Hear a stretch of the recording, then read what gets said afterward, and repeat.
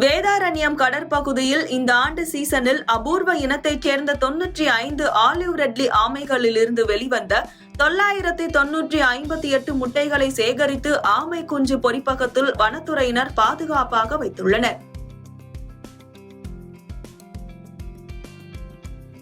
நாகை மாவட்டம் வேதாரண்யம் கடற்பகுதியில் அபூர்வ ஆலிவ் ரெட்லி ஆமை முட்டைகள் சேகரிக்கும் பணியில் வனத்துறையினர் ஈடுபட்டு வருகின்றனர்.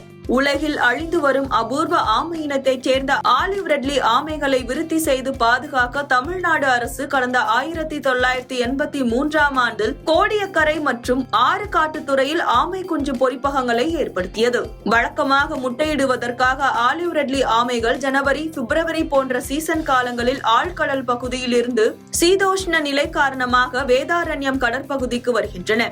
இதுவரையில் கோடியக்கரையில் 39 ஆலிவ் ரெட்லி ஆமைகளிலிருந்து வெளிவந்த 3770 ஆமை முட்டைகளையும், ஆறுகாட்டுத்துறையில் 56 ஆலிவ் ரெட்லி ஆமைகளிலிருந்து வெளிவந்த 6188 ஆமை முட்டைகளையும் சேகரித்து ஆமை குஞ்சு பொறிப்பகத்தில் குஞ்சு பொறிப்பதற்காக குழி தோண்டி மண்ணில் வனத்துறை ஆமை முட்டை சேகரிப்பாளர் புதைத்து வைத்துள்ளனர். இதுவரை வேதாரண்யம் கடற்பகுதியில் 95 ஆமைகளிலிருந்து வெளிவந்த 958 முட்டைகள் சேகரிக்கப்பட்டு கோடியக்கரை, ஆறுகாட்டுத்துறை ஆகிய இடங்களில் ஆமை குஞ்சு பொறிப்பகத்தில் புதைத்து வைக்கப்பட்டுள்ளதாகவும், ஆமை முட்டையிலிருந்து குஞ்சு வெளிவந்தவுடன் கடலில் விடப்படும் என வேதாரண்யம் வனச்சரக அலுவலர் ஜோசப் டேனியல் தெரிவித்தார்.